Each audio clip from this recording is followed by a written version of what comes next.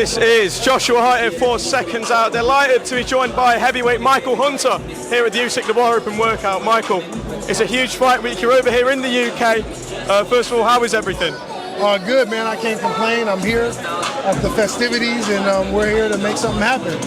Is that the real reason? Not just here to enjoy the fights, you're here to get yourself a fight? Absolutely, absolutely. I'm here for business. We're here to do some enjoyments, but definitely here for work. Before we come on to this week, what type of names are you looking for? When you're here this week, what names are you looking at? Anyone on the card? I'm looking at anybody that's a heavyweight, anybody that's fighting on Riyadh season. I want to put my name in the hat. I've been at this for a long time, and the consistent base. I've just been having a hard time with the business side, and we're here to close that up. I've been seeing you walking around doing a few interviews with Derek Chisora today. Who do you want to see next for Derek? Man, he says he got one fight left, man. I want to see him get whatever his heart desires. I think he's done a lot for the sport. He's been in it for a long time. I was just telling him, he reminds me of my dad, man. He's just like an OG, in the game, and he knows the business. He's just got that good feel, and he has a lot to learn from. So I was walking around, he's showing me the ropes and stuff. So I remember last time we spoke, it was just after Parker versus Bacoli, and said that you were offered to step in for Dubois that night.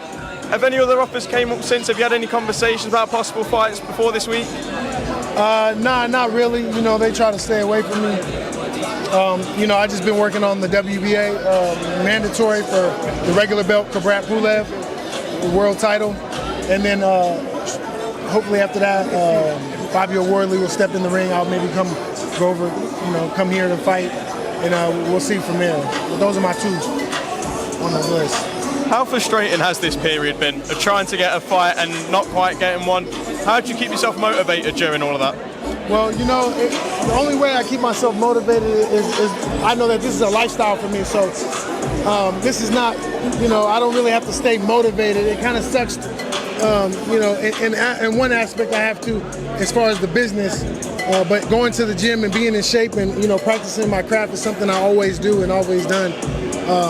But staying motivated as far as in the business and keeping myself, doing interviews, I kind of tend to shy away from them, when I don't have nothing coming up. And, it tends to hinder me sometimes. But, we're here and we're trying to stay active. Absolutely. Let's come on to this week. Usyk versus Dubois 2. The rematch goes down this Saturday. First of all, looking at the Dubois perspective, there's a big narrative of the first time he fought Usyk, he was a boy. He lost that fight, took on the lessons, been on a great run of form since then, and he's now the man. How do you see this fight playing out on Saturday? I see there's a lot of hope, and there's a lot of people in England are picking Daniel Dubois, which is surprising. I think he does a lot better just because of the energy, but I don't see him winning. I think that Usyk just has a little bit more experience. He's obviously older. Daniel, I think, could win if he has the right game plan. He's obviously capable. He has the size, the speed, the strength, and stuff like that, capabilities. But to be able to implement it in the ring is two different things. So will he do that? I'm not sure. I think he could, though, but I think he'll come a little bit behind.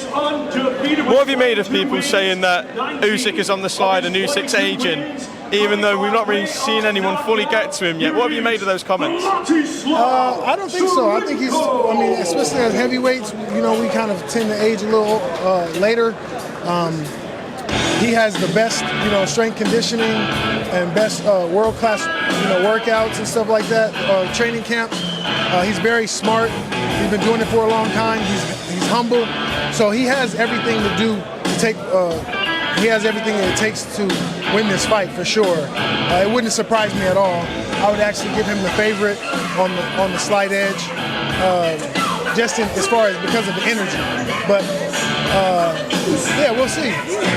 Since the first fight between the two main event participants, what have you made of the improvements of Daniel Dubois under Don Charles? I think that is more of his confidence.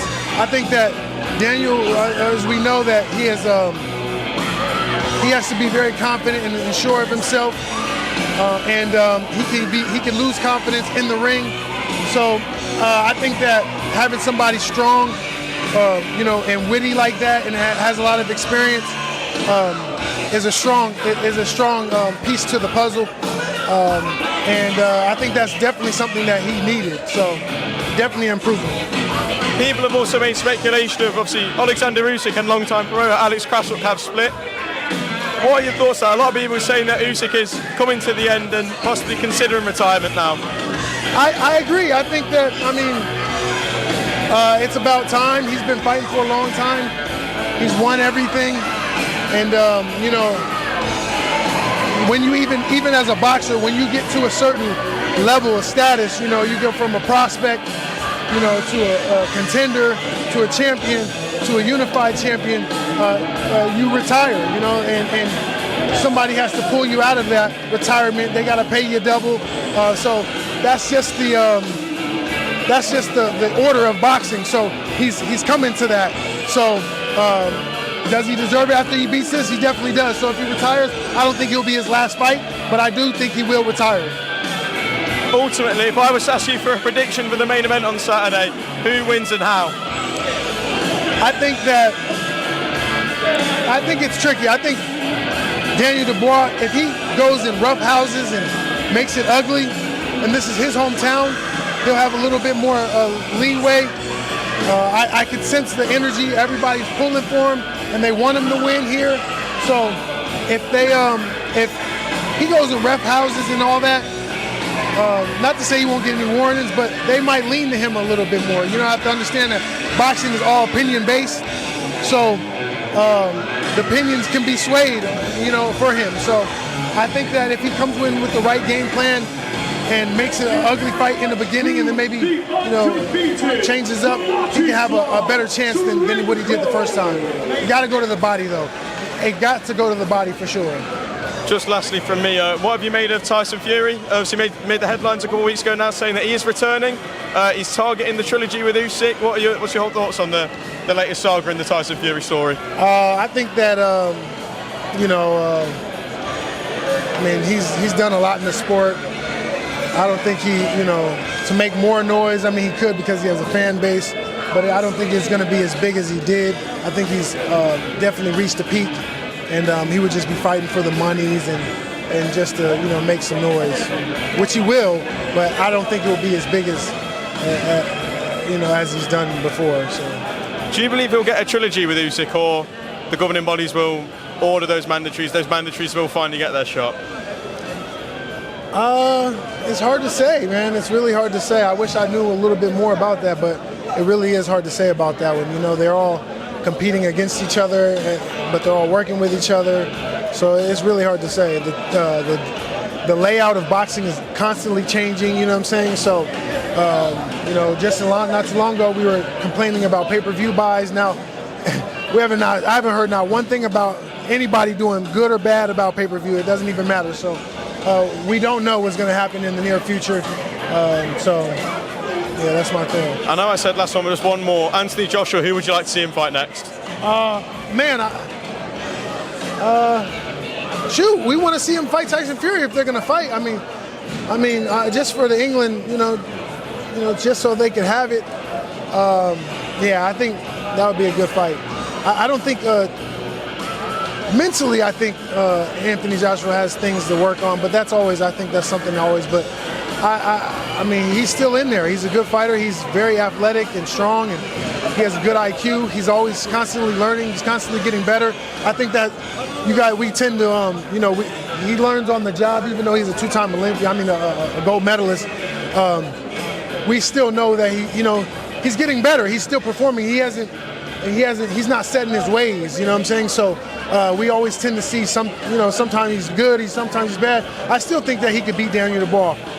If he just comes in with the right strategy. So, yeah. Michael, thank you very much for your time. Really good to talk. I look forward to seeing you later on in the week. Thank you.